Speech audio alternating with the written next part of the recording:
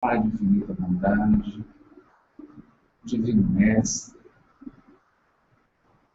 amigos espirituais que orientam essa casa,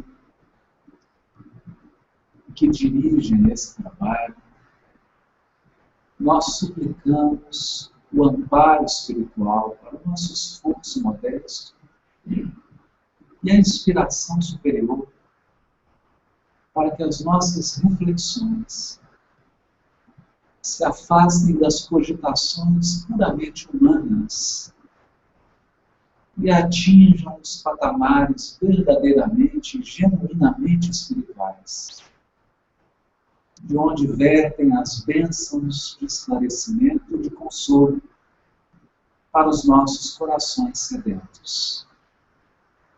Nós te agradecemos, Mestre, a oportunidade de reunir esses corações em torno das tuas palavras de vida eterna.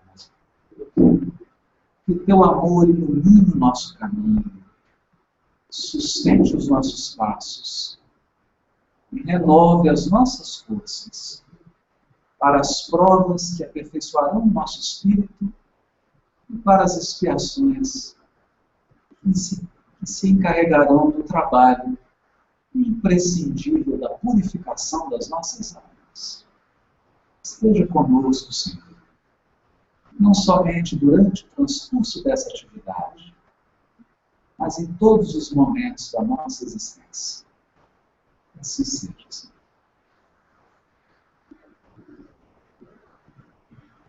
Ana vai ler uma mensagem a nós, só para a gente.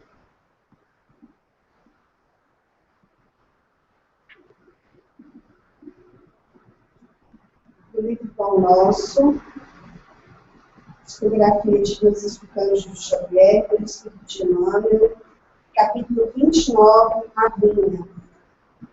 E disse-lhes: ide vós também para a vinha, e dai-vos eito que for justo, e eles foram. Mateus 20, versículo 4.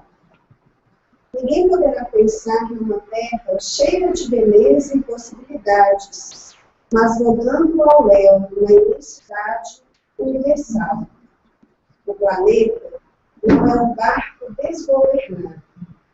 As coletividades humanas costumam cair em desordem, mas as leis que presidem aos destinos da casa terrestre se expressam com absoluta harmonia.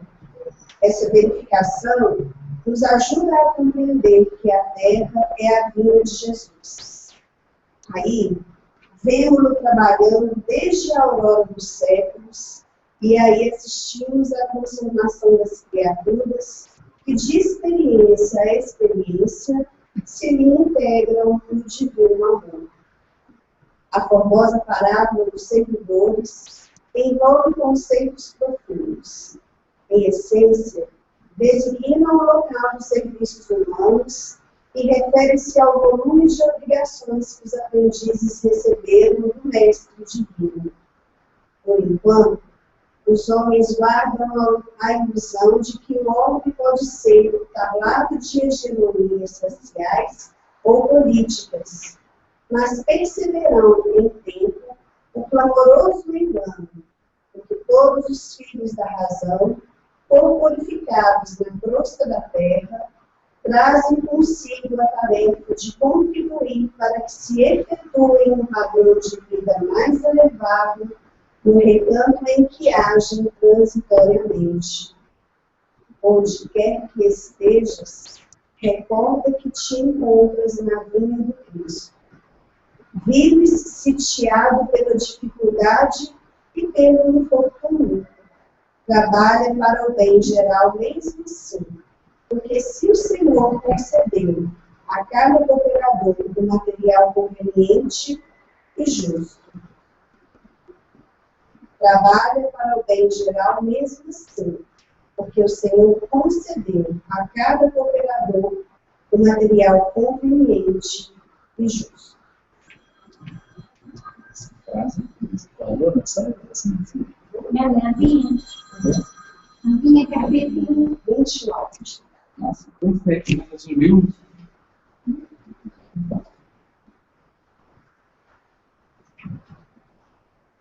nós procedemos a uma reformulação do nosso estudo. Trouxemos um material xerox, quem não tem ainda, depois procura, né? A gente vai providenciar uma cópia para cada um. Depois nós vamos disponibilizar também no nosso site, porque nós temos hoje 80 pessoas acompanhando a gente online. Mandar um abraço para todas elas, né?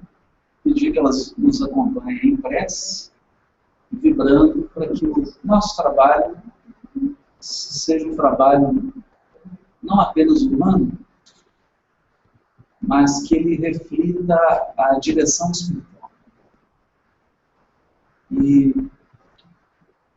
hoje nós viemos assim mais equipados com o material e vamos retomar alguns pontos e avançar em outros, mas fazendo uma releitura de alguns textos da codificação de Emmanuel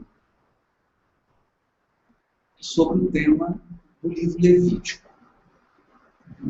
Então, como hoje está inaugurando com esse acompanhamento virtual e tudo, a gente até chamou assim da primeira aula, né? Todos nós aqui somos alunos, e talvez as pessoas se perguntem por que o livro Levítico? A gente sempre responde que o livro Levítico faz parte dos 5 livros do Pentateuco Mosaico e é um dos livros mais citados por Jesus no Evangelho. E a gente vai perceber que esse livro serviu de inspiração para muitos outros livros do Novo Testamento. E sem uma compreensão agora espiritual, com as chaves da doutrina espírita, alguns temas do Novo Testamento parecem obscuros, sem essa chave que abre para a gente caminhos. Nós havíamos comentado, o livro Levítico tem 27 capítulos. E nós havíamos comentado que podemos didaticamente, sempre lembrando, didaticamente, não é a intenção aqui criar dogmas, divisões, isso aqui é apenas para facilitar o nosso entendimento. Até porque o rolo original não tem capítulo, não tem versículo, não tem sinal de pontuação, não tem nada disso. Então essas divisões que nós estamos fazendo são divisões didáticas para nos auxiliar. No dia que elas não auxiliarem mais, a gente abandona elas. São muletas. Nós podemos dividir o livro do capítulo 1 até o final do capítulo 20. É uma parte. E do capítulo 21 até o final do 27 é uma outra parte. Já comentamos isso. A primeira parte nós podemos dizer que, resumir de uma maneira bem didática, seria o caminho para Deus. O que a criatura deve fazer para se aproximar de Deus? Lembrando que o texto parte do pressuposto que nós estamos afastados da divindade. Afastados, não no sentido de que Deus nos abandonou, não no sentido de que a providência divina não vele por nós, não no sentido de que Deus não esteja próximo de nós. Não é esse o ponto. Afastado do ponto de vista da comunhão. É fato que os nossos pensamentos, os nossos sentimentos e as nossas ações nem sempre estão em perfeita comunhão com Deus. Isso é fato. Nós, espíritos encarnados no orbe, temos altos e baixos. Momentos de aproximação, em que a gente se sente em sintonia com a espiritualidade superior e com o próprio coração de Deus, e momentos em que nós estamos absolutamente entregues às nossas paixões, a nós mesmos. Então é nesse sentido de afastamento. Não é um afastamento de Deus, Porque o livro Levítico não fala de Deus, ele está falando de nós. Ele está tratando das nossas mazelas. Não há nenhum problema com Deus. Em Deus, há somente perfeição, amor, harmonia, luz, sabedoria, etc. Como diz o apóstolo Tiago, Deus é inalterável. O Pai das luzes, em quem não há nenhuma sombra de variação. Deus é luz absoluta e constante. A questão é que nós nos afastamos desse foco e viver situações, e o livro Levítico nessa primeira parte, no capítulo 1, capítulo 20, é um conjunto de leis para se aproximar de Deus. E por incrível que pareça, são leis de sacrifício. Isso aqui é curioso. Sacrifícios. Sacrifícios de animais, oferecimento de cereais, de vegetais, mas sempre oferendas sacrificiais feitas no altar. É o que chama mais atenção. Então, nós poderíamos dizer que a palavra que resume essa primeira parte é sacrifício. Sacrifício como caminho para Deus. A segunda parte já não é mais um caminho para Deus, é a caminhada com Deus. A segunda parte do livro Levítico vai falar de leis para uma comunhão perfeita, para se manter a comunhão. E aí, naturalmente, não trata mais de sacrifícios, mas de leis de santificação. Nós comentamos, estamos só revisando isso. Bom, qual é o contexto desse livro no Pentateuco mosaico? Moisés tira o povo da escravidão. Ora, se o povo está na escravidão, ele vivia um processo de sofrimento, de expurgo, de expiação. E ele foi libertado. Esse é o sentido da palavra salvar. Salvar é no sentido de ser libertado da escravidão. E o Egito, no Velho Testamento, é importante a gente frisar isso. O Egito é o símbolo de toda a escravidão. É o arquétipo da escravidão.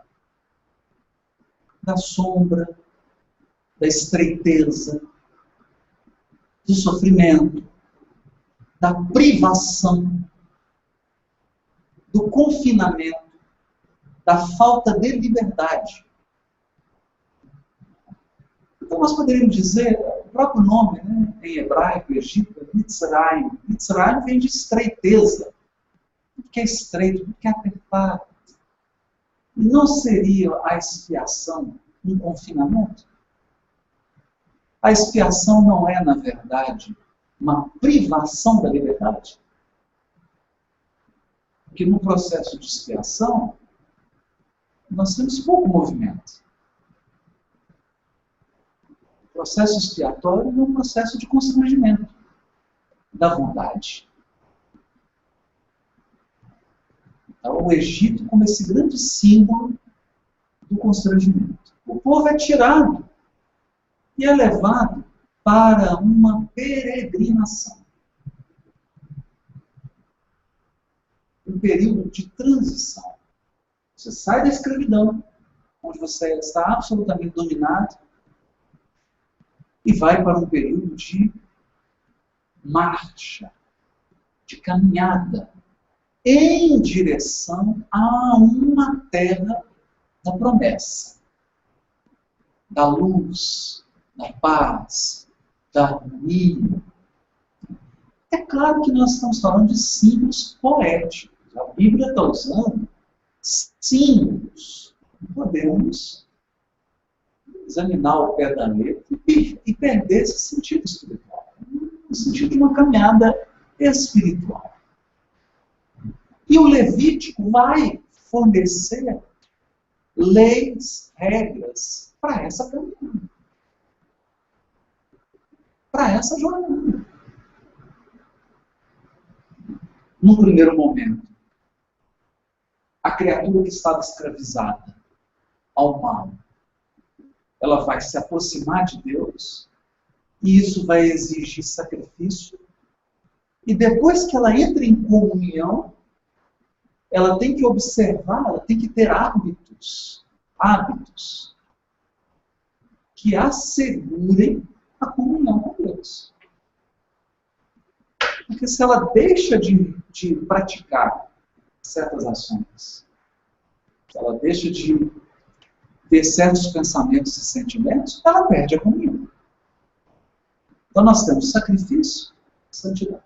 Esse é o ponto do livro Levítico. Antes da gente entrar nas referências que nós trouxemos, já comentamos aqui, mas é bom lembrar, a palavra santo, é bom a gente esquecer 2000 anos de tradição religiosa católica e protestante. A palavra santo no judaísmo não tem nenhuma conotação com a teologia que nós conhecemos. Santidade é um atributo de Deus. A palavra kadosh, que é santo, significa separado. E quando se refere a Deus, quer dizer de um dos atributos de Deus, que é o atributo da transcendência. O que significa isso? Deus é mais do que a criação. Se o universo deixasse de existir, não afetaria nada Deus. Ele criaria outro, se ele quisesse. Deus está acima da criação. Por isso ele é separado, transcendente. Por isso ele não pode ser limitado. Deus não cabe na criação. E olha que a criação é infinita. Deus é tão grande que ele não cabe nem no infinito. Essa é a reflexão do livro Levítico. Essa é a reflexão. Mas além de ser transcendente, ele é imanente. Porque Deus é amor. E quem ama não se afasta. Então Deus cuida de cada um dos nossos atos, até dos mais pequeninos. Ele está presente full time, tempo integral.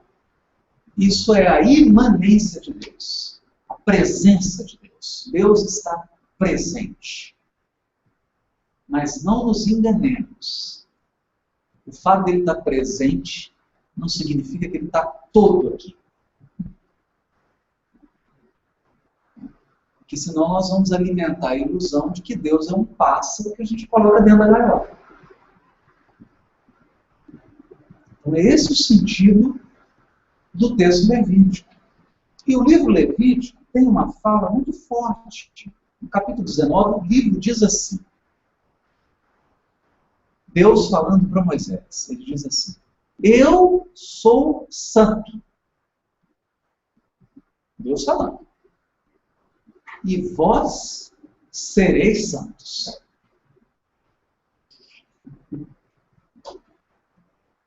Uma afirmação fortíssima. Porque Deus, ele não está perguntando, nem pedindo permissão. Ele está comunicando uma decisão. A decisão de que ele vai santificar todas as suas criaturas. Nós poderíamos dizer, alguns autores chegam a dizer que esse é o principal versículo do Levítico. Se alguém perguntasse assim, resume o livro Levítico em 5 segundos. Pode contar. Eu sou santo, vós sereis santos. Acabou. O resto é comentário. Por isso nós temos que estudar. Está resumido. Resumido. O que vai acontecer? Nós estamos com um esquema aí, para a gente acompanhar, e vamos ver um pouquinho da primeira parte. Só uma panorâmica, porque depois nós temos que ir para alguns textos que são importantes para a gente. Nós temos que correr, porque hoje tem muito conteúdo para a gente refletir. Até o capítulo 7, são fornecidas leis para se aproximar de Deus. Agora é importante, leis individuais e leis comunitárias. Porque o livro Levítico está preocupado com o indivíduo e com a comunidade. Isso é fundamental para a religiosidade do Velho Testamento. É impossível você se aproximar integralmente de Deus a não ser na experiência da comunidade.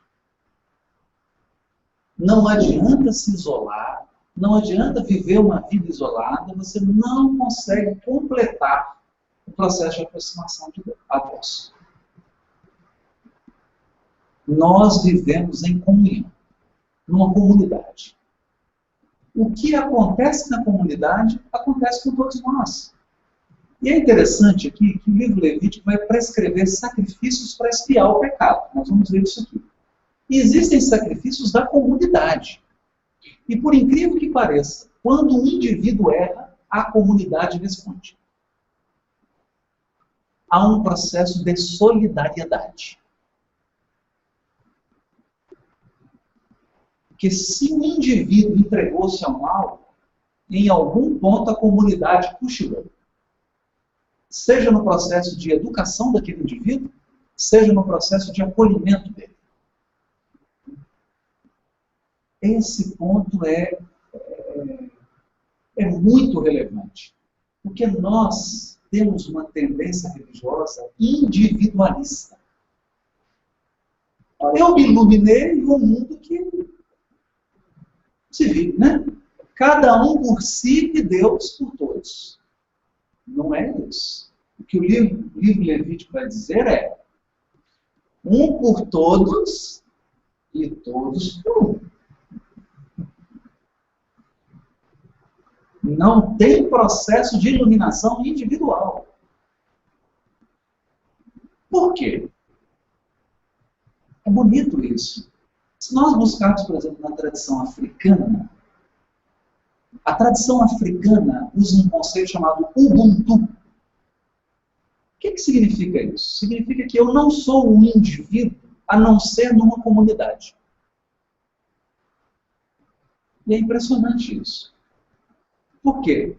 Como que eu aprendi a falar? Se uma criança recém-nascida, você isolar ela, e ela não tiver contato com nenhum ser humano, ela aprende a falar? Não, não aprende. Então, nós só falamos porque existe uma comunidade. Você só sabe tomar banho, colocar uma roupa, cuidar-se, porque você aprendeu isso. E em qualquer lugar que você chegou, aquele lugar já funcionava antes de você chegar.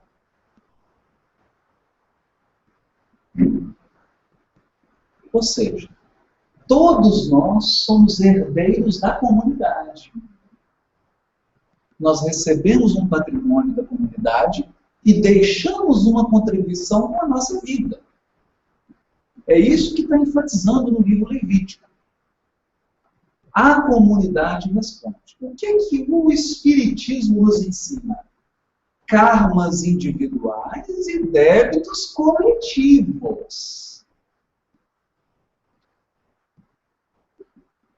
Os bairros, as cidades, os países, os continentes também contraem débitos coletivos.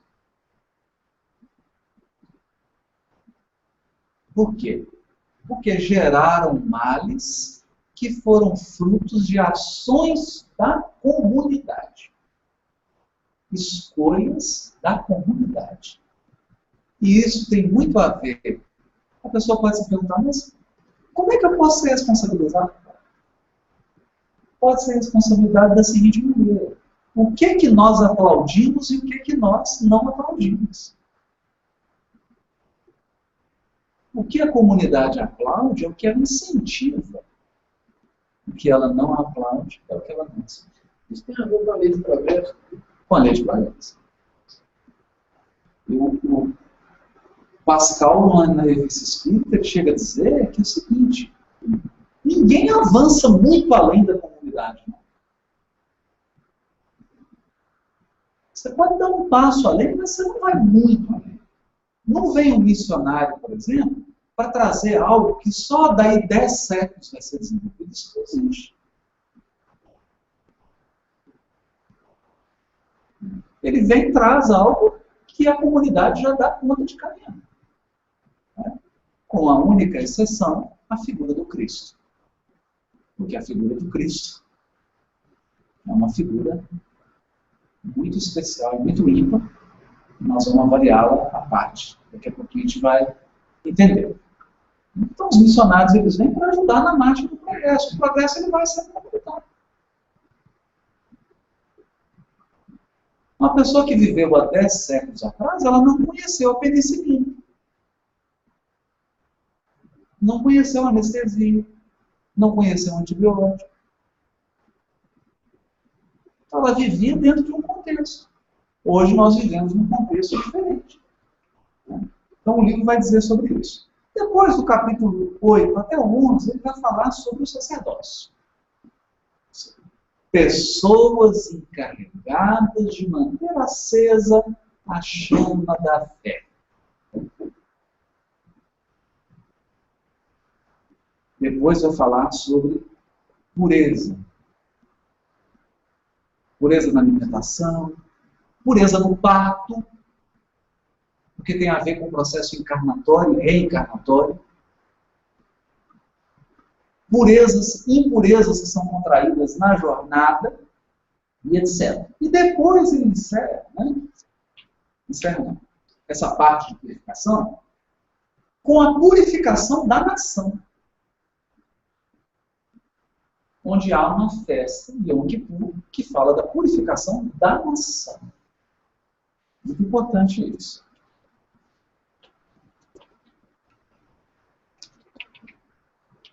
E aí nós temos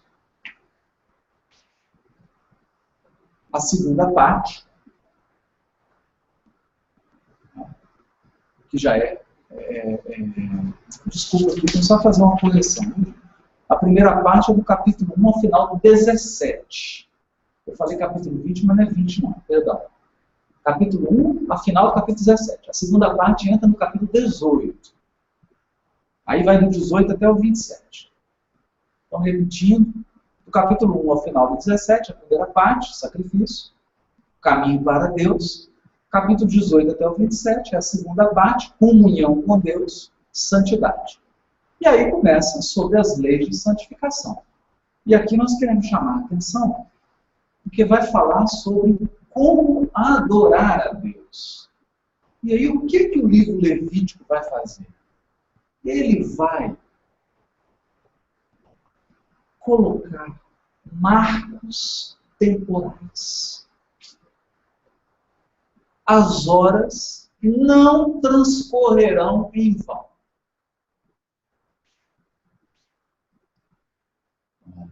Isso é tão importante, que alguns especialistas em Velho Testamento chegam a afirmar que o ponto mais característico da primeira revelação não é o sacrifício, não é o templo, nada disso. É a sacramentalização do templo. As festas. As celebrações. Isso é o mais importante. E no esquema, nós colocamos aqui o ano civil e o ano religioso. O ano religioso é simplesmente o calendário das festas e das celebrações. É isso. E colocamos um esquema das festas. de todas as festas. O que nós vamos perceber? Toda data a ser comemorada é sempre data de comunhão com Deus. Por isso estão na segunda parte. A primeira delas. Primeira grande comemoração. A divisão do tempo. O sábado. A cada 7 dias, e é importante entender o dia judaico, eles não têm relógio, eles não têm GPS, eles não têm satélite. Então, contam o dia e a noite. Muito simples. Sol e lua. Esse é o relógio. Sol e lua. Os ciclos da lua dão um mês, 12 luas, um ano.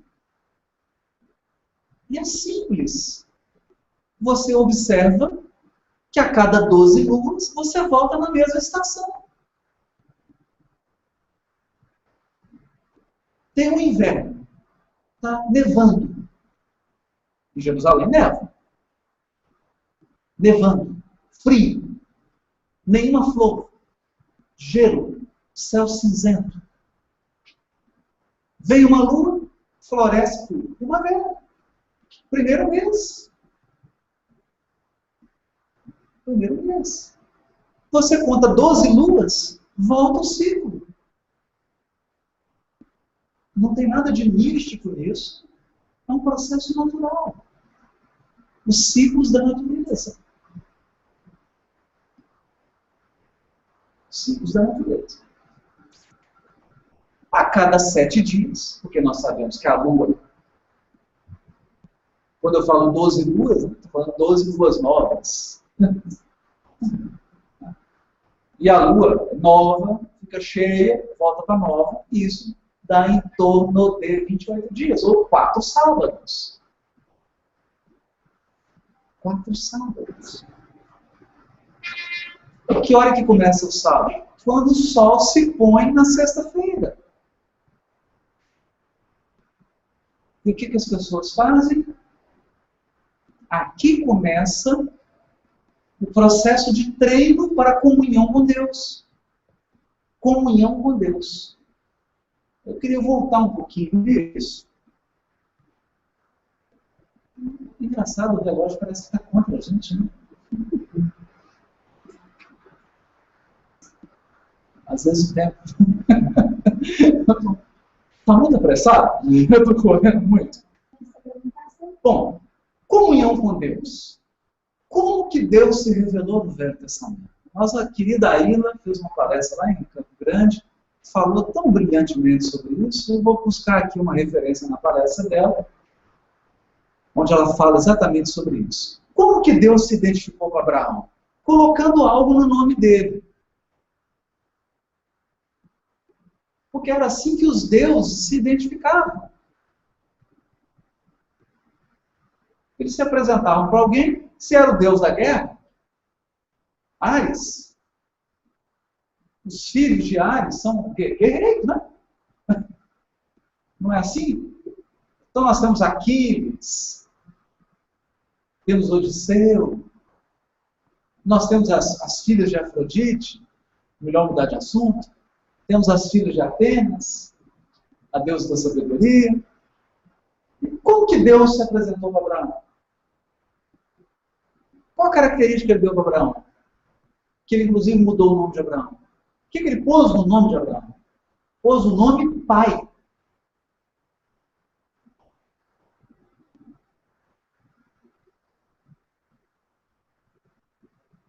Ele poderia ter colocado algo que se referisse ao poder, onipotência, onisciência. Não. Pai. Então, Deus quis ser conhecido como um pai de família.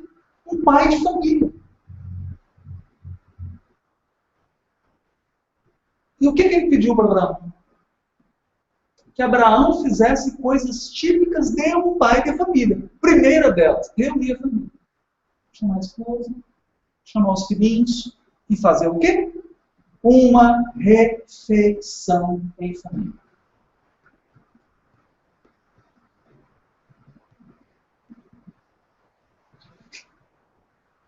Eu acredito que todo mundo aqui tenha tido essa experiência.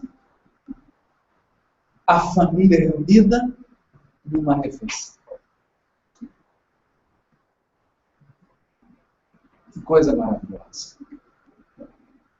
Então foi assim que Deus, e olha, eu estou sendo incisivo nisso, porque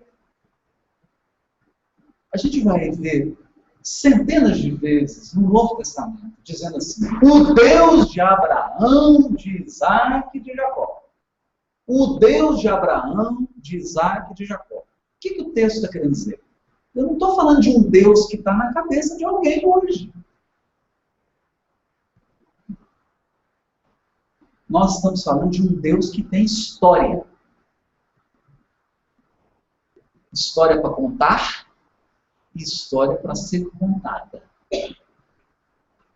O Deus de Abraão é o Deus que chegou para Abraão e falou assim, ei, Abraão, eu sou pai. Eu sou pai. E você, que vai me revelar, você vai ser um paizinho, um pai da multidão.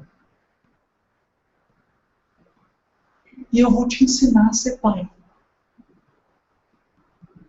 Então o que eu faço? Reúne a família para comer. A primeira celebração do livro Levítico é o Shabat, o sábado. Começa, adivinha? Quem quer arriscar? O sol se pôs, começa o Shabat com? Quem se arrisca? Com uma refeição. A família toda tem que parar. Não tem desculpa. Tem que parar.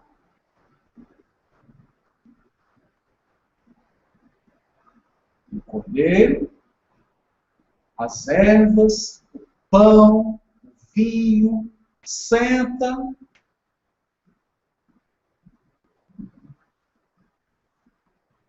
E eles começam o sábado lendo trechos do Velho Testamento, do Pentateuco, e fazendo uma refeição em família. O que é isso? Essa primeira lei, observarás o sábado.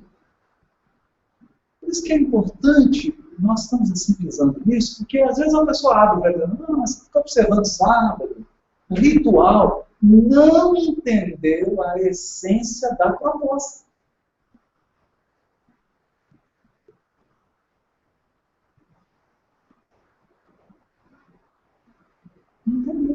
Por isso que Jesus diz, o sábado foi criado para o homem, não o homem para o sábado. O sábado é uma ferramenta para o ser humano. Por isso que foi criado por ele mesmo, por Jesus. Que é ele que orientava. Foi criado por quê? Reúna a família, façam uma refeição.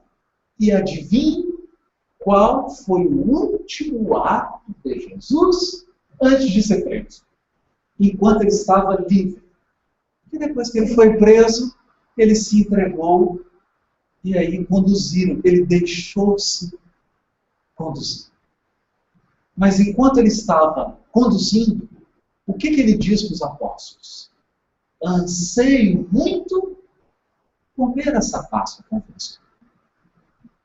Reúne os discípulos, pega o vinho, pega o pão, o cordeiro, parte o pão, faz o papel do pai de família, parte o pão e dá o pão.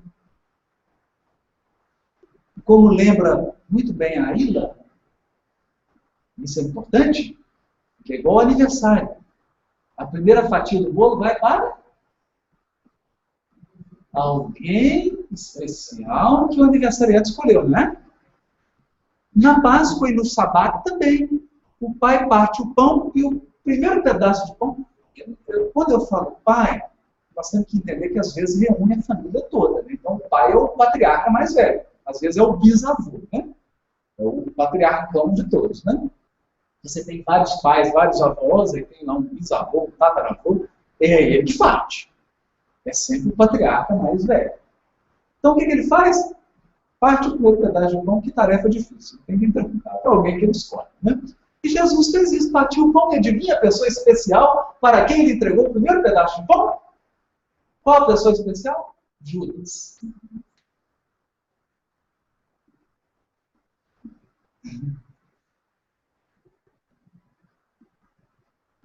Meu primeiro pedaço de bolo de aniversário vai para aquele que vai me trair. Porque eu amo muito ele.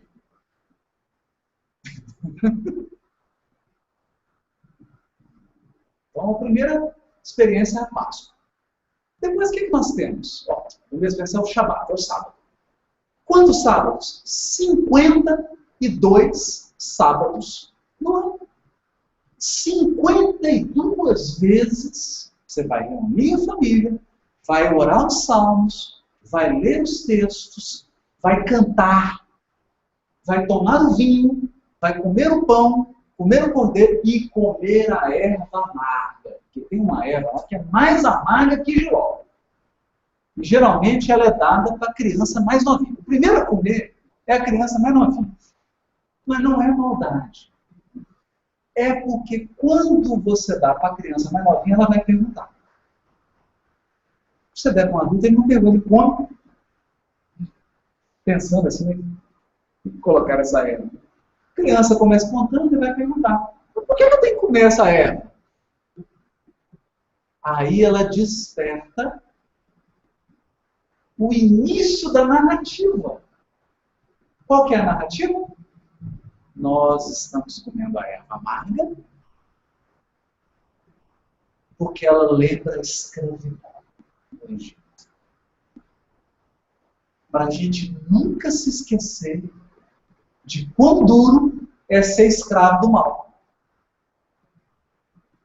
Para a gente nunca esquecer o quanto que o mal é mal. Quanto que o mal é ruim. Essa é a Páscoa. Então vamos lá. 52 sábados. Vai ter um sábado que é especial. O segundo sábado do primeiro mês. A primavera. A viva. O segundo sábado, por que o segundo sábado? Porque ele cai no 14º dia. 7 mais 7. É a Páscoa. A Páscoa. E que se comemora a libertação do mal.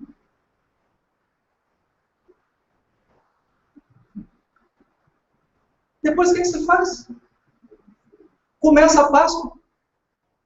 Celebrou a ceia da Páscoa de noite. Amanheceu, manhã de sábado. Começa uma outra festa. Que vai durar até o sábado seguinte. Que é a festa dos pães sem fermento. Da manhã do sábado até o outro sábado não pode comer nada com fermento. Porque o fermento é o símbolo do crescimento do mal.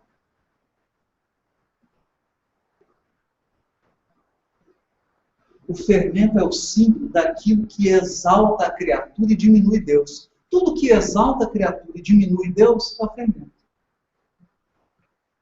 E aqui a gente não quer isso, a gente quer que diminua a criatura e Deus seja exaltado.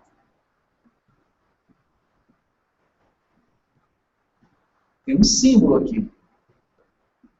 O símbolo é: o fermento é uma metáfora do orgulho e do egoísmo que faz com que a criatura acredite que ela é mais que Deus, que ela pode comandar a existência, que ela está no comando, quando na verdade nós não estamos no comando de nada. De nada.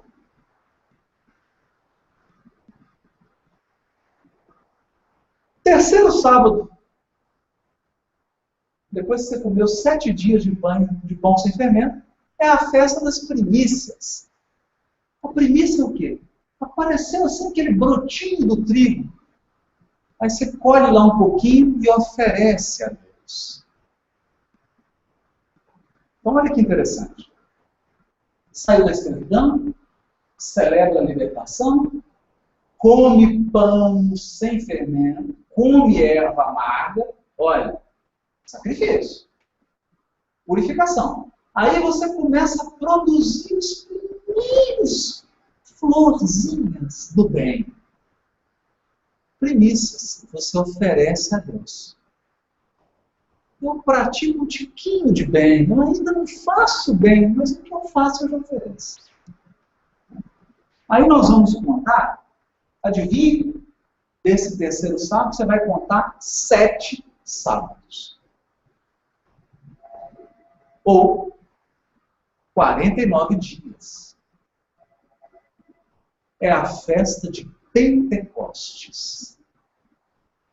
O que se celebra no Pentecoste?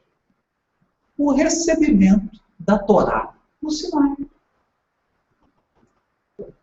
Se vocês estiverem me acompanhando, o povo foi liberto. Primeira celebração, Páscoa. Erva amarga, pães sem fermento, primícia, só 7 sábados depois é que recebeu a lei. A revelação não vem para quem está despreparado, não. Não saiu do Egito e já recebeu a Torá, não. Tem um processo. Tem um processo. O recebimento na lei é Pentecoste. Então, Pentecoste é sinônimo de revelação. Por isso que no Pentecoste as línguas de fogo desceram sobre os apóstolos e eles anunciaram uma nova revelação.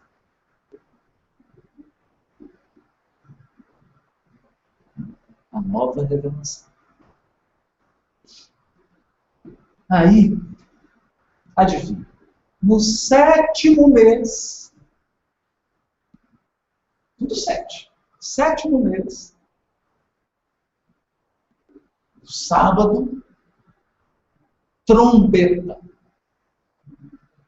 Esperava a lua nova, chegava o sábado, pegava o chifre do carneiro e eles começavam eles chamam chofar. Chofar. Parece um berrante desses boiadeiros. O som é muito parecido, inclusive. Eles iam para os montes e tocavam o berrante. O que significa isso? Significa o seguinte: mantenha-se em alerta. Começou um período especial. O período da purificação das almas. Por quê? No 10º dia, depois da trombeta, 10. Por que 10? 10 é símbolo da rebelião. 10 é símbolo da revolta. 10 é símbolo da desunião. No Velho Testamento. As 10 tribos do norte que se separaram. 10 é revolta para com Deus, rebeldia, desunião, afastamento de Deus. Então, no 10º dia, nós temos uma festa especialíssima. Yom Kippur. Dia da purificação. É o dia em que nós pedimos perdão, o dia que nós vamos ser julgados, a nação vai ser julgada, a comunidade vai ser julgada. E você vai pedir mais um ano de vida. Se você conseguir, seu nome vai ser inscrito no livro da vida. Se você não conseguir, você vai morrer durante o curso do ano. Aí você vai saber se seu nome foi escrito ou não.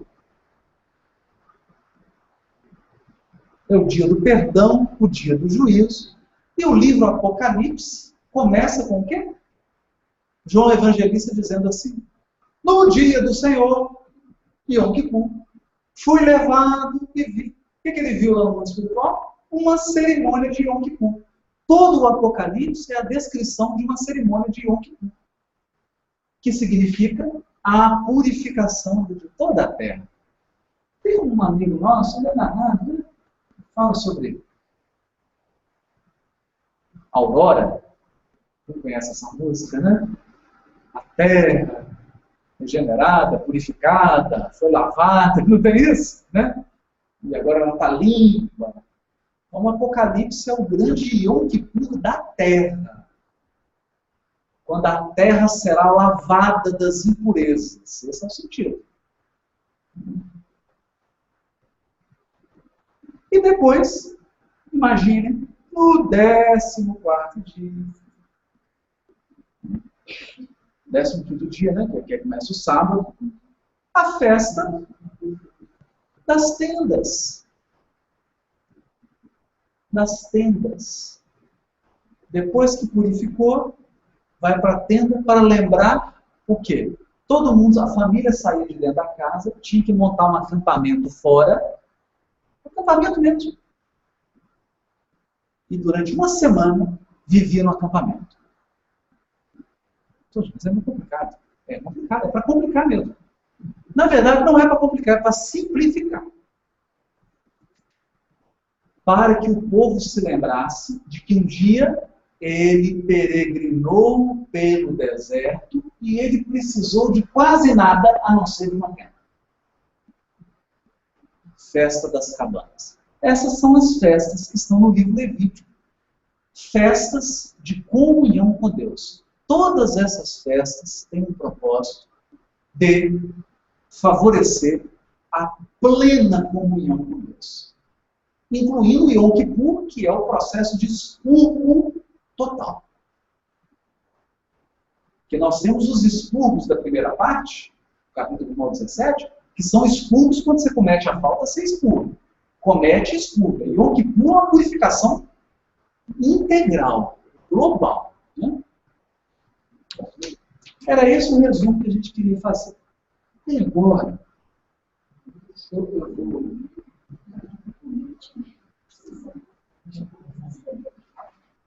eu vou só pedir permissão para vocês. A gente vai ter que andar numa velocidade assim, de 450 km por hora. Só para a gente buscar agora na doutrina espírita, onde fala sobre tudo isso que eu falei. Só que agora nós vamos ler com outro olhar. Vamos lá? Então, vamos lá. Questão 96. Do Livro dos Espíritos. Kardec já tinha definido o que é espírito. Não vamos entrar nisso.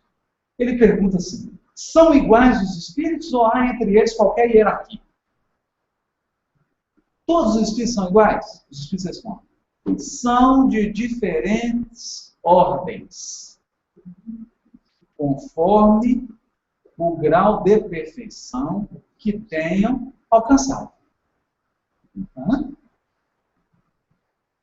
Percebam que nós estamos no início do Livro dos Espíritos. Não falou de encarnação, não falou de reencarnação, não falou de evolução, não falou de nada. Nada disso foi falado. Olha como é que os Espíritos trabalham didaticamente. Os Espíritos são iguais? Não. Eles ocupam ordens hierárquicas. Será que eles foram criados? Mas ele já responde, olha. Segundo grau de perfeição que tenham alcançado. Perfeição que tenham alcançado. Quem está num grau superior alcançou uma perfeição maior do que quem está em não. Já deixou uma pulga atrás da orelha, não deixou? E o Kardec vai atrás. 97. As ordens ou graus de perfeição dos espíritos são em número determinado? São ilimitadas em número. Porque entre elas não há linhas de demarcação traçadas como barreiras. De sorte que as divisões podem ser multiplicadas ou restringidas livremente. Todavia, considerando-se os caracteres gerais dos espíritos, eles podem reduzir-se a 3 principais. E aí ele vai trabalhar a escala espírita. Nós já sabemos. Os inferiores. Então, basicamente, quando os espíritos nessa questão falam de 3 classes, assim, é o inferior, classe média, classe alta. Classe inferior. espíritos em que predomina o mal. Classe média, espíritos em que predomina o bem. Classe superior, espíritos em que só há o bem. Essa é a que Kardec vai detalhar. Mas nós não vamos estudar isso. Vamos lá para uma questão.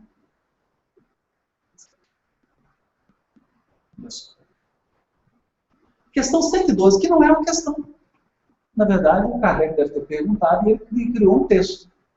É a classe dos espíritos puros.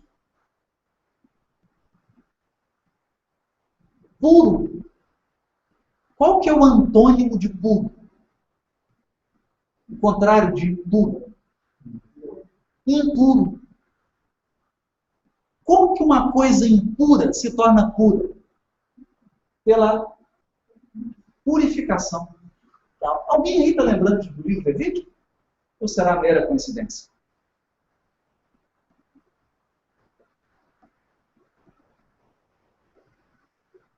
Será mera coincidência? Vamos lá. Caracteres gerais. Nenhuma influência da matéria. O espírito puro não tem mais nele nenhuma influência da matéria.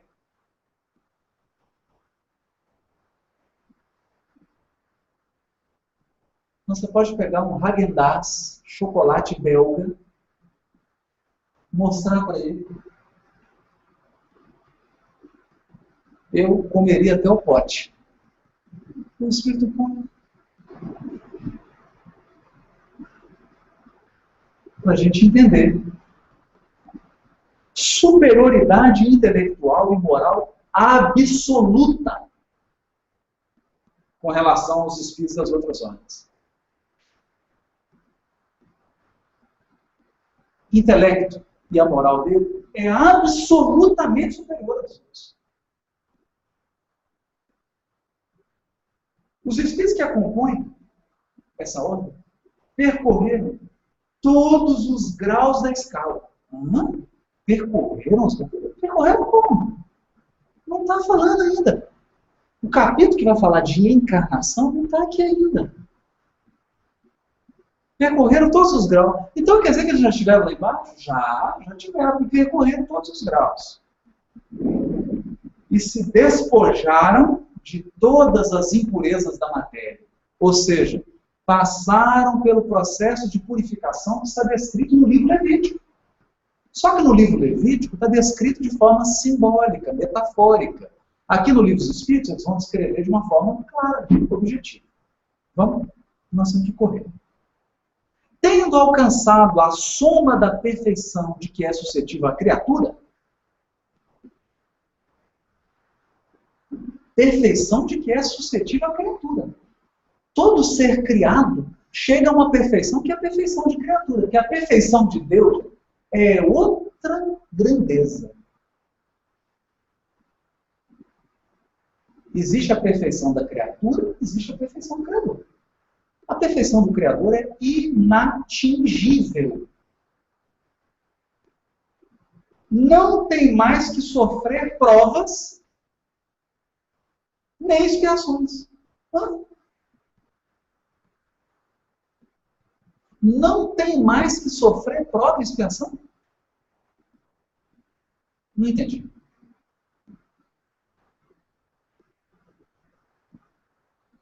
Aí, nós estamos diante de um mestre, de um professor, de um pedagogo. Ele dá um título a uma série de perguntas que ele vai fazer. Qual o título que ele dá? Progressão dos espíritos. Ele vai começar a falar da progressão. Então ele pergunta, questão 114. Os espíritos são bons ou maus por natureza? Ou são eles mesmos que se melhoram? Existe gente que foi criada má. Talvez foi criado mal, ele é mau, vai ficar sempre mal, nunca vai melhorar. E existem os que são bons. É assim? As espíritos respondem. São os próprios espíritos que se melhoram. E melhorando-se, passam de uma ordem inferior para outra mais elevada. Não é uma jornada? Não está parecendo uma jornada? Não está aparecendo a primeira parte do livro Levítico? Caminho para Deus? Será? Vamos. 115. Dos espíritos, uns terão sido criados bons e outros maus? Aí Kardec insiste na pergunta. Deus criou, 115. Deus criou todos os espíritos simples e ignorantes. Isto é, sem saber. A cada um deu determinada missão, com o fim de esclarecê-los e de os fazer chegar progressivamente à perfeição. Criou simples e ignorante, mas ele deu uma tarefa para cada um. E a tarefa que ele deu, se você não tem saber, você não tem condição de questionar Deus. Ele deu a tarefa. E a tarefa que ele deu, essa tarefa eu estou te dando.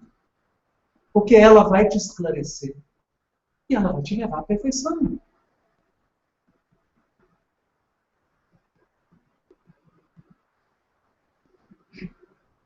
O que os Espíritos estão dizendo é que Deus confere atribuições aos seus filhos.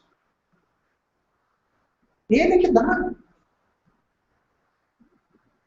Vamos guardar isso, vamos prosseguir. Para os fazer chegar progressivamente à perfeição, pelo conhecimento da verdade, para aproximá-los de si. Isso é coincidência com o livro Levítico? Vamos voltar para o nosso esquema? Olha aqui. Capítulo 1 ao capítulo 18. Leis para uma aproximação de Deus.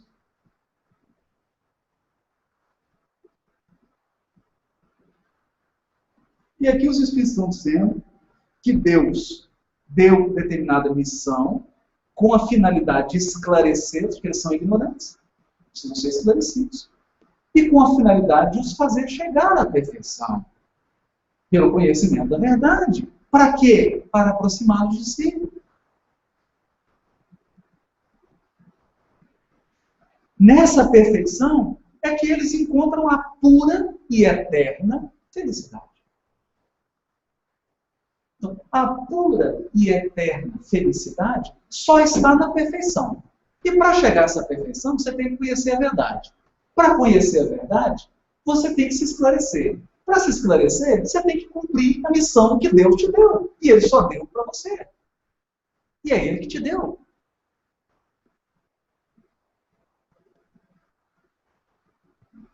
Bom, passando pelas provas que Deus lhes impõe, é que os espíritos adquirem aquele conhecimento. Como assim?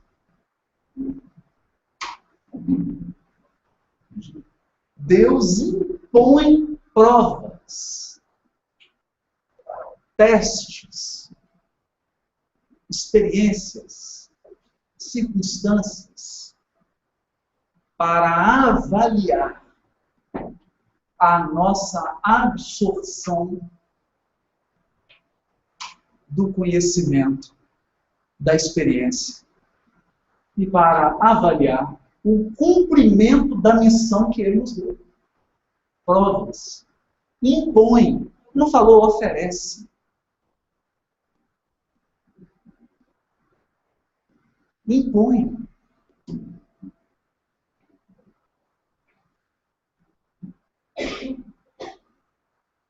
Oh, tempo danado, né? É importante isso, porque desenvolveu-se no meio espírita uma espécie de crença em Deus que mais se assemelha a um ateísmo.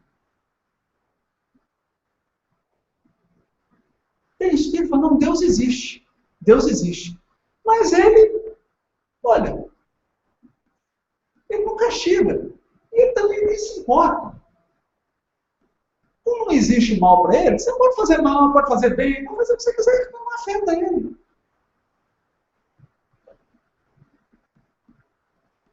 Deus é um mero espectador. Então, esse monoteísmo é uma falácia. Esse monoteísmo é quase um ateísmo. Porque um Deus que não age é a mesma coisa de não ter Deus. Um Deus que só assiste. Ele criou e só assiste. Não, isso bater a cabeça para cá, não tem problema. Quebra esse corpo e dá outro corpo para ele. Ele matou 5 pessoas, não tem problema, porque para mim não tem mal mesmo, não tem problema. Nada tem problema.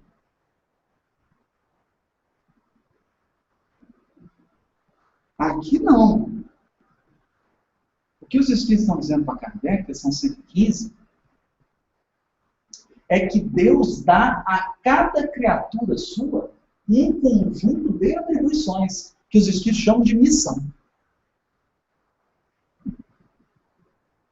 E a gente tem uma mania também de transformar numa forma hollywoodiana em missão. Missão é salvar o planeta, ser o super-homem. Não, missão às vezes pode ser receber um espírito.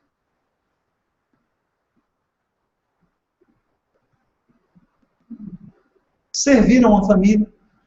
Qual foi a missão de Alcione na Terra? Cuidar. Veio atrás do pobre, não conseguiu levar, e ficou cuidando de gente doente na família. E os Espíritos falam, cumpriu integralmente a missão dela.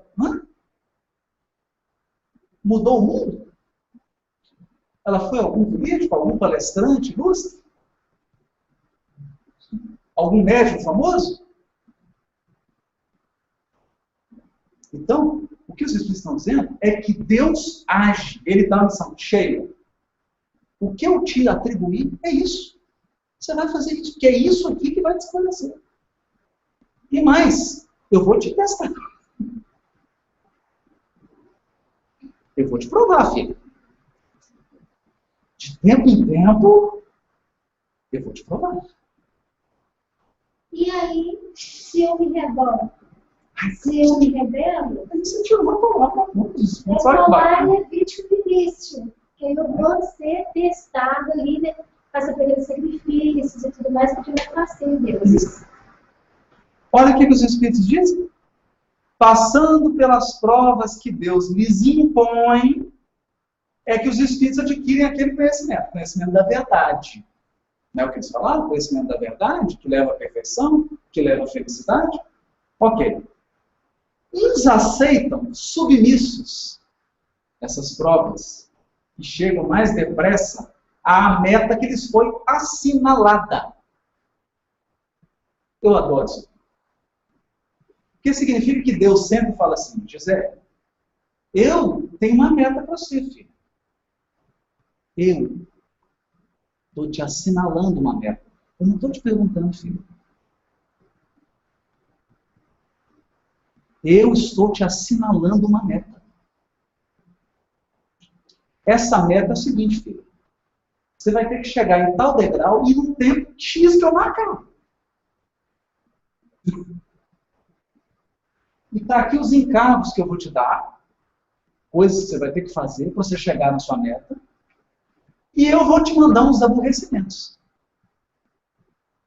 uns desafios. Porque esses desafios vão testar você, vão te aprimorar, para você ser digna de chegar, de ocupar o degrau que eu estou propondo para você como meta. Ou seja, dizer, é eu que estou direcionando a sua evolução, filha. Não acha que você está evoluindo sozinha, não.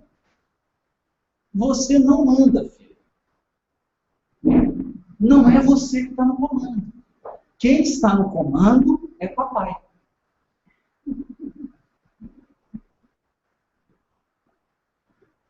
Gente, isso é muito forte. Tem espírita que tem dificuldade de ler isso aqui.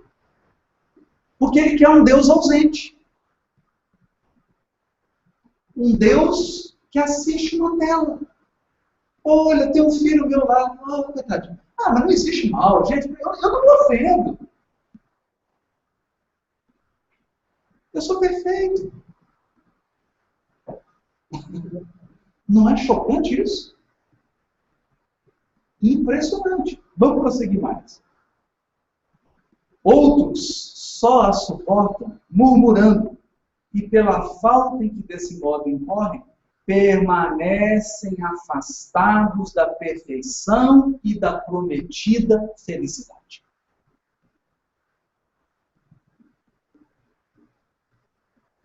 Por isso, nós temos a mensagem do Evangelho segundo o Espiritismo.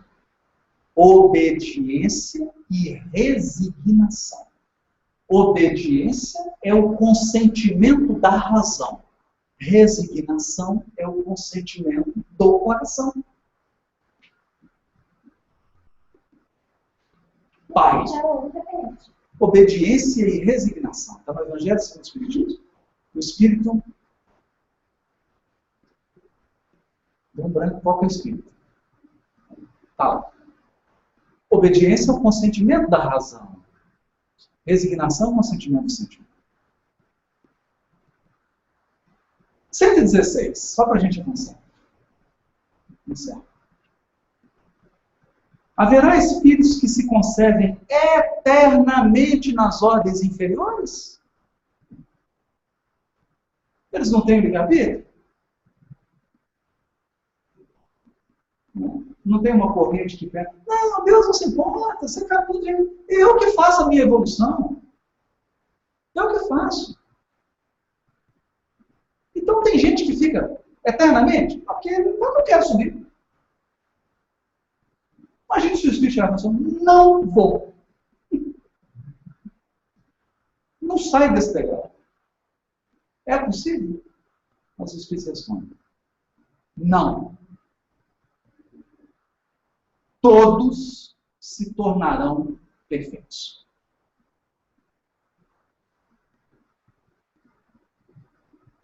Todos.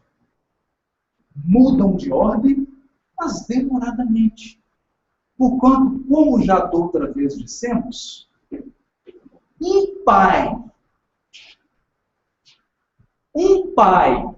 justo e misericordioso, porque se Deus for só justo, nós estamos pedindo. Se Ele for só misericordioso, nós estamos pedindo também. Então Deus é justo e misericordioso. Não pode banir seus filhos para sempre. Pretenderias que Deus, tão grande, tão bom, tão justo, fosse pior do que vós mesmos?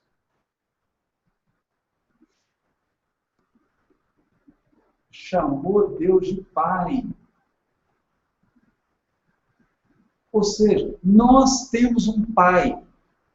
Esse Pai não vai permitir que nós fiquemos estacionados. Não vai permitir.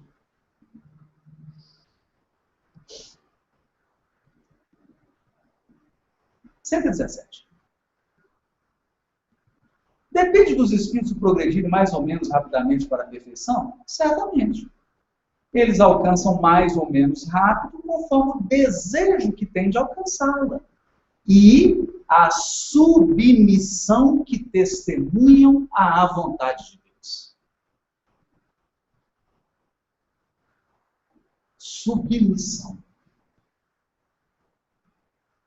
Uma criança dócil não se instrui mais depressa que outra recalcitrante? Agora eu vou perguntar para os nossos educadores que lidam com criança. Não é? Uma criança dócil não vai mais rápido?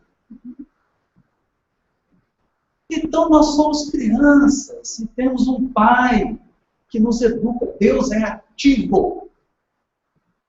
Ele impõe provas, Ele impõe metas,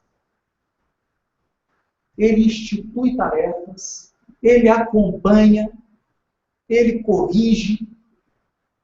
Ele não perde jamais a serenidade.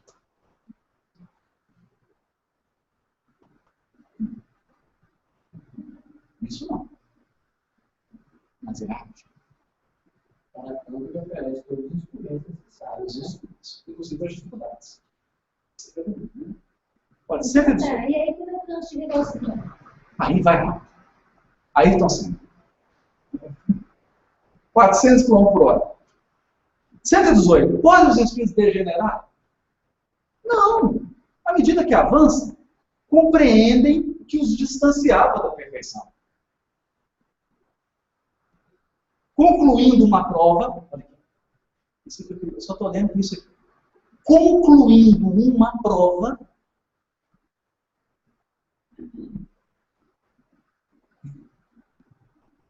que depois vai dizer que não vai enquanto não concluir. Vai repetir a prova até concluir. Concluindo uma prova, o espírito fica com a ciência que daí lhe veio e não esquece.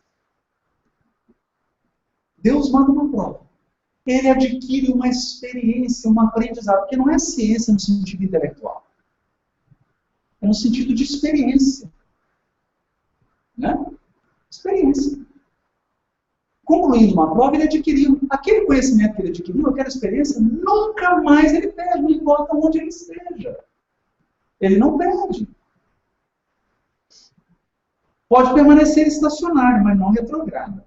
Ok, 119. Aí o Kardec é ótimo, né? Fala assim, para a gente passar para Emmanuel. Não podia Deus isentar os espíritos das provas que lhes cumpre sofrer para chegarem à primeira ordem? O que Kardec está dizendo é o seguinte, eu espírito de verdade, eu entendi tudo que seja certo. Eu só queria dizer assim, eu tenho aqui uma proposta mais simples.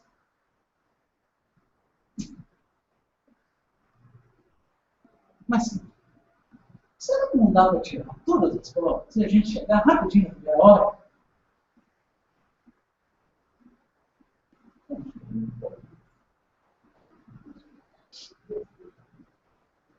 Aí os espíritos respondem. Se Deus os houvesse criado perfeitos, poderia? Deus pode o que ele quiser. Poderia ter criado gente perfeita? Podia. Bom, aí não ia ter escada, não ia ter peregrinação, não ia ter livro levítico, não ia ter prova nem expressão. Mas não ia ter outras coisas também. Vamos lá? Se Deus os houvesse criado perfeito, nenhum mérito teriam para gozar os benefícios dessa perfeição. Se não tem prova, não tem mérito. Onde estaria o merecimento sem a luta? Demais? Demais. Agora, que demais. A desigualdade entre eles existente é necessária às suas personalidades.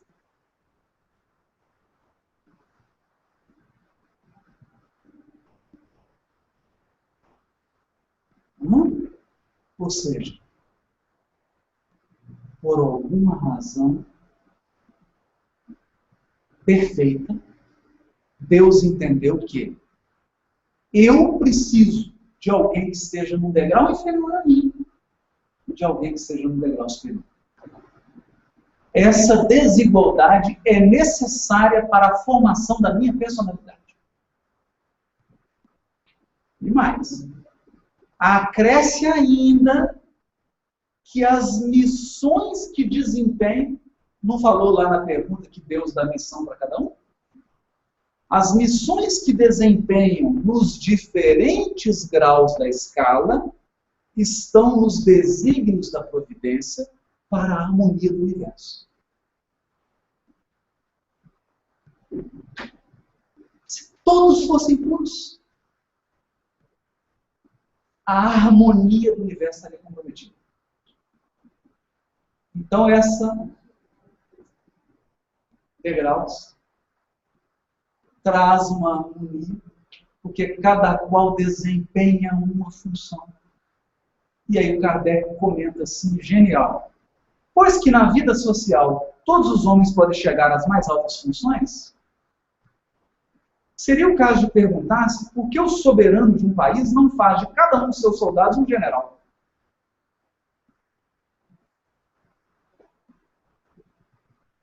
Chegar num batalhão aqui de Belo Horizonte, tem 10 mil policiais. Hoje, todos são generais. Vai comandar quem?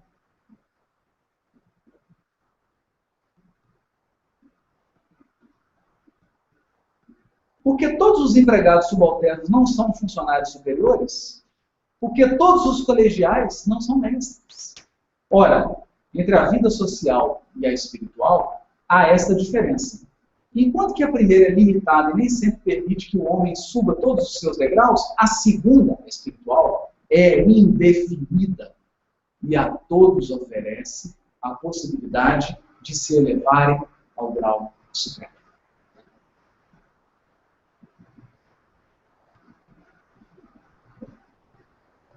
Ao estabelecer que o espírito seria criado simples e ignorante, e que uns iam ser criados antes que os outros,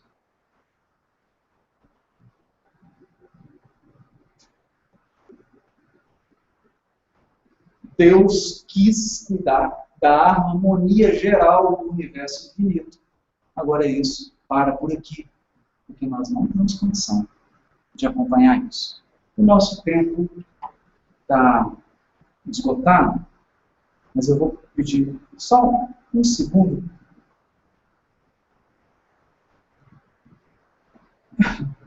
Nós jogamos a palavra caminho em todas as mensagens de Emmanuel que comentam o Evangelho. São 1550 mensagens. E selecionamos alguns textos aqui, muito interessantes. Para a gente encerrar. Livro, na Revista Reformador, a mensagem Socorramos. Porque todos estamos no caminho da evolução. E segundo a assertiva do nosso Divino Mestre, com a medida que tivermos medido, nos vão de medir a nós. Então aqui Emmanuel definiu. Estamos todos numa jornada. Aquela jornada de Moisés no deserto é a jornada evolutiva. Por isso que o livro Levítico foi dado no deserto. O livro Levítico que nós estamos estudando aqui é um livro da evolução espiritual. Esse livro trata das provas e das expiações.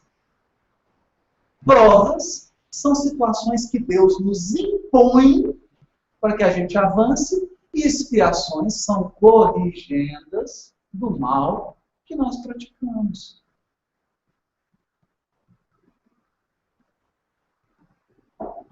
Agora, isso aqui é bonito. No livro Nascer e Renascer, mensagem, olha o título da mensagem: Em plena marcha. Emmanuel. Espíritos egressos de experiências vinagrosas. E a Tânia leu a mensagem sobre a vinha do Senhor, que o campo de Jesus é uma vinha, só que os espíritos rebeldes transformam o vinho em vinagre. Então Emmanuel diz assim: espíritos egressos de experiências vinagrosas em existências outras, que o tempo arquivou para balanço oportuno. Aí eu tremi. O tempo arquivou para balanço oportuno. Todos ainda carregamos nas próprias tendências o risco de retorno a quedas passadas, reclamando a bondade e a tolerância dos outros, de modo a demandarmos os caminhos da frente. Partilhando a jornada humana, olha que lindo, a jornada humana. Compreendemos que os companheiros julgados caídos estão desafiados por obstáculos e crises muito difíceis de atravessar. Desafiados. O que é desafio? Prova. Os espíritos caídos foram os que foram provados. Mas os obstáculos e as crises eram difíceis de atravessar, então eles tombaram. E ao invés de agravarmos os problemas, que amanhã talvez se façam nossos, saibamos ofertar-lhes a bênção da prece, quando de todo não lhes possamos estender os braços, lembrando o divino amigo que nos asseverou, convincente: em verdade, não vim ao mundo para curar os sãos.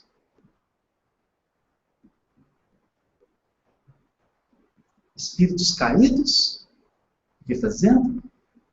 Não suportaram as provas que Deus colocou nos seus caminhos. E tombaram. por rebeldia, por teimosia, por cristalização, etc.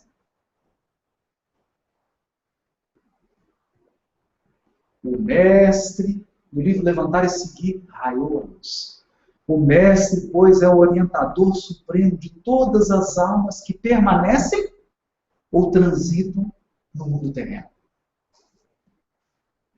Quer eu permaneça na Terra, ou seja, eu sou aluno da Terra, quer eu só esteja aqui fazendo um intercâmbio, encarnou na Terra o orientador dessa criatura, o orientador supremo, é Jesus Cristo.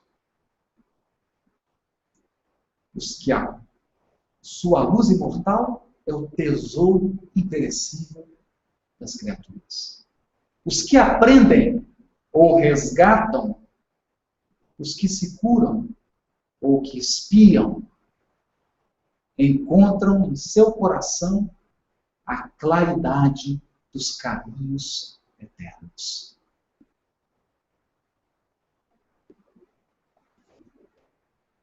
Emmanuel não está utilizando essas palavras, né? Mas o nosso tempo realmente se esgotou. Eu tenho aqui mais algumas mensagens, eu vou deixar para a reunião que vem. A gente lê essas mensagens, essa seleção. Tem coisas aqui sensacionais, mas eu acho que já deu o tom. Do que nos aguarda o livro Levítico e do porquê que nós estamos estudando esse livro à luz da doutrina espírita, para tirar o sentido espiritual da letra. Vamos. Só o Tiago está pedindo para lembrar que esse estudo é todas as quintas, ao vivo, no canal do Ser no YouTube. O material vai estar disponível no site do Ser, www.portalser.org. E observação, a Ilha está assistindo. Agora eu já fiquei com vergonha, né? A Ilha, você tem misericórdia, viu, irmãzinha? Tenha misericórdia. E eu citei várias coisas dela, né, bom? E se ela quiser cooperar, né, vai ser de muito bom grado. Inclusive, ela mandou um resumo do livro Levítico. Eu usei muita coisa aqui, a gente vai comentar no transcorrer do nosso estudo. E lembrando também, aqui não tem professor. Eu sou apenas um facilitador, apenas alguém que reúne o material, lê as perguntas, porque alguém tem que ler. Alguém tem que propor o material. Mas estou aqui também com o espírito de aprendiz. Tanto que nós nos limitamos a ler questões do livro dos Espíritos e frases selecionadas de Emmanuel, né? E estão iluminando aí a nossa compreensão dessa jornada espiritual de purificação, de aproximação e depois de comunhão com Deus. Então, vou mandar um abraço para todos que estão assistindo pela internet, agradecer os amigos espirituais aqui da casa, que sustentaram o trabalho, e pedir que semana que vem a gente tenha novamente a oportunidade de se reunir, que a gente receba o amparo deles, a assistência espiritual deles, e que todos nós estejamos bem de saúde física, emocional, espiritual, para a gente poder aprender. Está sendo dada essa oportunidade para a gente de aprendizado, e nós vamos aproveitá-la, se Deus quiser, com todo o empenho. Né? Seremos crianças dóceis, por isso nós estamos no meio. Quem quer fazer a prece, gente? Faz.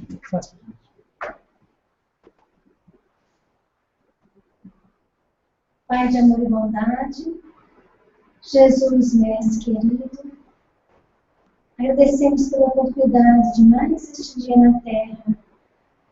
E agradecemos por esta oportunidade bendita que nos dá de compreendermos o Teu Evangelho, de estudarmos, de meditarmos, de nos esforçarmos para melhorarmos a cada dia.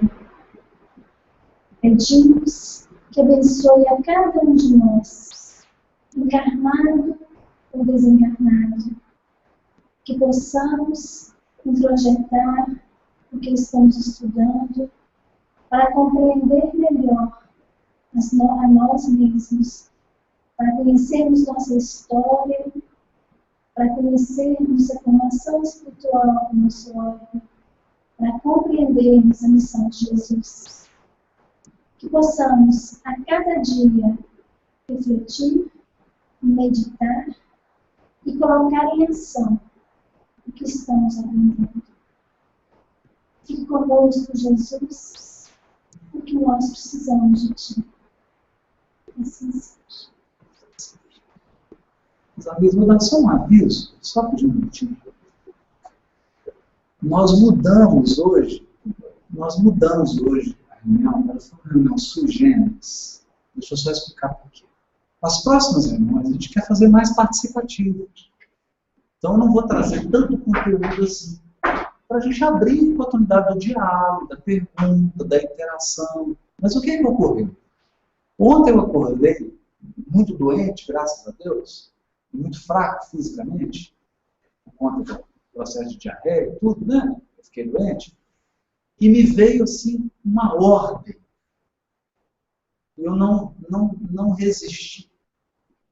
Era como se os espíritos quisessem dizer o seguinte, que esse estudo ele tinha que estar amarrado com a codificação e amarrado com a obra de Emmanuel.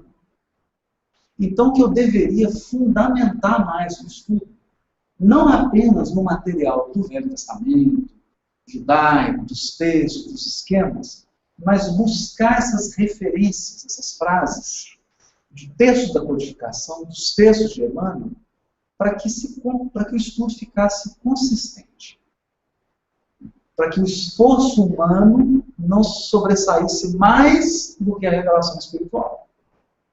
Então eu reformulei completamente. Vocês viram que a gente voltou do zero, voltamos ao ponto zero, começando tudo de novo. Eu trouxe o esquema, aí eu fiz o dever de casa.